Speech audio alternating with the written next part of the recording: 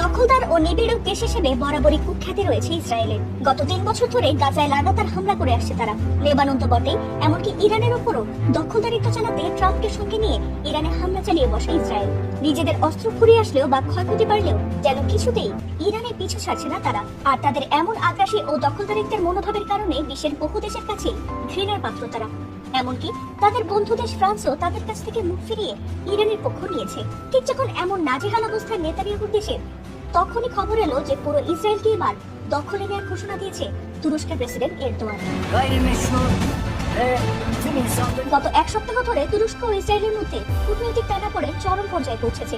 Israeli প্রধানমন্ত্রী Benjamin Netanyahu এরদোয়ানের বিরুদ্ধে কুর্দি নাগরিকদের উপর দমন পীড়ন এবং ইরানকে সহযোগিতার অভিযোগ তুলেছেন। এর জবাবে আঙ্কারার কর্মকর্তারা নেতানিয়াহুকে এই যুগে হিটলার বলে অভিহিত করেছেন এবং গাজায় ইসরায়েলি হামলার তীব্র নিন্দা জানিয়েছেন। আর এমন উত্তপ্ত পরিস্থিতিতে এরদোয়ান নেতানিয়াহুর দেশ ইসরায়েলকে দখল করার ঘোষণা দিয়েছে বলে খবর প্রকাশ করে রীতিমতো আগুনে ঘি ঢালে ব্রিটিশ সংবাদ মাধ্যম টেলিগ্রাফ।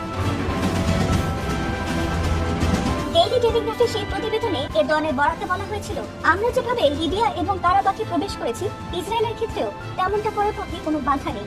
আর এই খবরটি প্রকাশের পরে ইসরায়েল সংবাদ মাধ্যম জেরুজালেম পোস্ট ও মারিক সহ বিভিন্ন মাধ্যমে দ্রুত ছড়িয়ে পড়ে। তবে সোমবার তুরস্কের সরকারের পক্ষ থেকে এক বিবৃতিতে এই দাবিকে সম্পূর্ণ ভিত্তিহীন বলে প্রত্যাখ্যান করে জানানো হয় যে এই ধরনের মিথ্যা বর্ণনা আঞ্চলিক স্থিতিশীলতা নষ্ট করার উদ্দেশ্যে ছড়ানো হচ্ছে।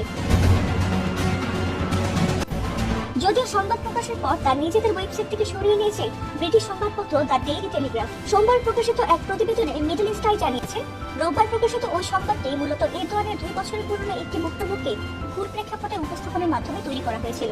এরদোয়ানের সেই 2024 সালের বক্তব্যে তিনি মূলত ফিলিস্তিনিদের উপর ইসরায়েলের নৃশংসতা ঠেকাতে তুরস্কের শক্তিশালী হওয়ার আহ্বান জানিয়েছিলেন।